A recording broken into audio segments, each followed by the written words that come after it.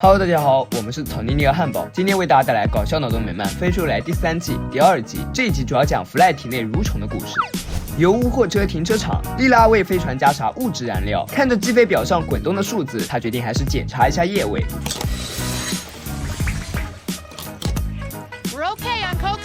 班德在一旁为自己加酒精燃料，顺便再抽个雪茄，谁知火半天打不燃，好不容易打燃了，脑袋也飞了。弗赖则在厕所点了一份三明治，但味道嘛却是一言难尽。莉拉又开始清理飞船上的挡风玻璃，猥琐大叔见此调戏，弗赖替莉拉打抱不平，主动上前找大叔理论，结果越帮越忙。回到公司，弗赖惆怅万分，表示自己无论做什么都不能让莉拉高兴，其实他也只是想让她喜欢自己。班德说别难过，希望总是会有的。接着二人去修等离子核聚变锅炉，因为这与保安看颜色书的工作进度冲突，所以此等重担便落在了班德和弗赖身上。可班德哪是干这种活的料，他不仅没有修好锅炉，还害得弗赖身体插了一根铅管。约翰看后不以为然，然后神奇的一幕发生了。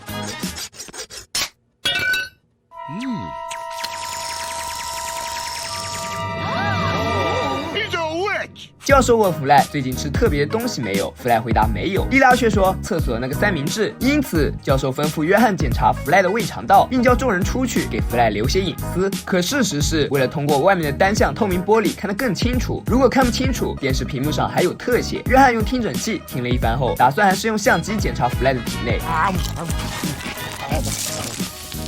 艾米觉得这有点恶心，但不得不承认这方法真的很有效。后来大伙在弗赖的肠道内发现了大量蠕虫，也就是说三明治里的蛋是蠕虫卵，而且它的蛋黄酱也不新鲜。赫米斯一边吃爆米花一边问，难道没有办法清理这些蛆虫吗？教授答道，办法只有一个，即我们深入弗赖的体内，有这个。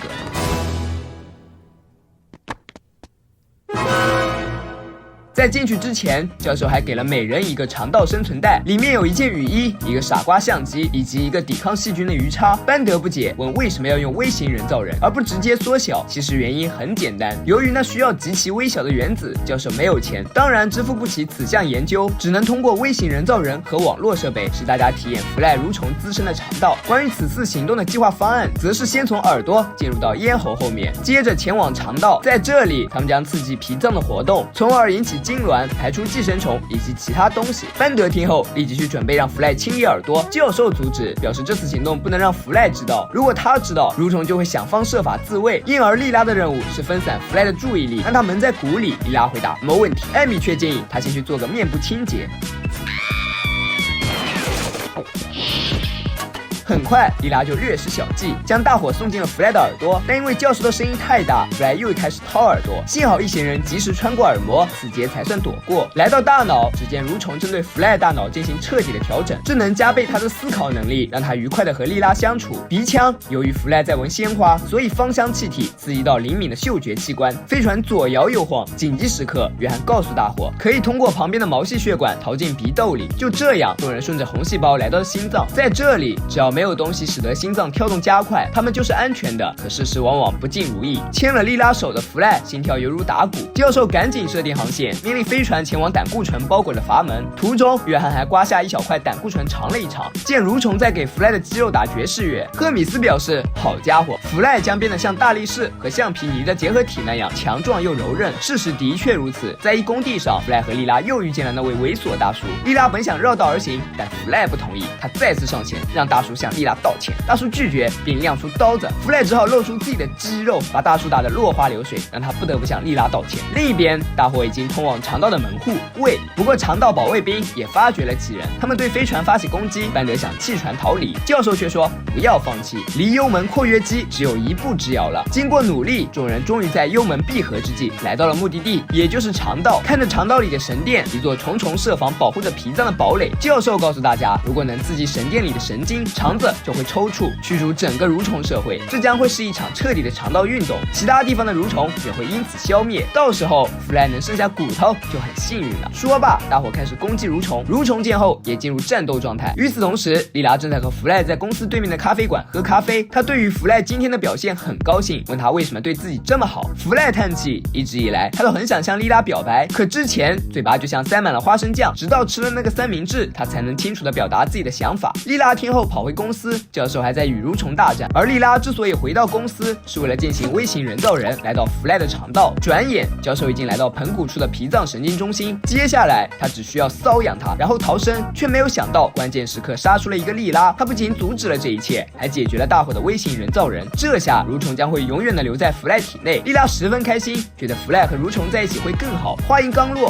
弗莱出现，大家只好把事实告诉他，结果反而促进了弗莱和莉拉的感情。很快，莉拉便将弗莱带回家中，弗莱却拿出全息情感笛。全宇宙只有少数人会吹这玩意儿，而且他们吹得并不好。对此，弗莱表示，那是因为他们没有莉拉的鼓励。说完，吹起了笛子，画面中立刻出现了2个翩翩起舞的人儿，他们不是别人，正是莉拉和弗莱。一曲结束，两人默默来到卧室。莉拉说很喜欢现在的弗莱。现在，弗莱决定去弄清楚一些事情。通过微型人造人，他也来到了自己的肠道。蠕虫一见是他，便将他带到了国王面前。弗莱告诉国王，自己此行的目的主要是想知道莉拉到底爱的是自己，还是蠕虫改造后的自己。因此，他要求所有蠕虫离开。国王拒绝，这里可是他的故乡，没有人能让他离开。既然如此，弗莱只好与他决斗，然后乘着电梯来到大脑。不过凭他一人之力，想要打败数以万计的蠕虫是艰难的，所以弗莱就砍大脑神经。果然，恋爱中的人都是白痴。砍完神经后，他又砍手眼协调脑叶，可这样并不比喝点酒或者玩5分钟手机更严重。最后，在弗莱以自己生命作为谈判条件的情况下，蠕虫答应离开，因为总有一天，当弗莱吃快餐的时候，他会再次被他们占满。解决完这件事，弗莱来到莉拉卧室，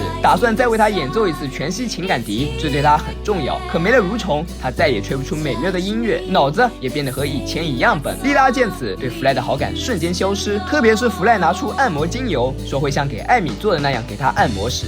机器人公寓，班德很遗憾，弗莱会放弃莉拉这个目标。而弗莱虽然表面放弃，但等班德走后，他又拿起全息情感笛入门书。随着笛声响起，画面中逐渐出现一个女孩，她就是莉拉。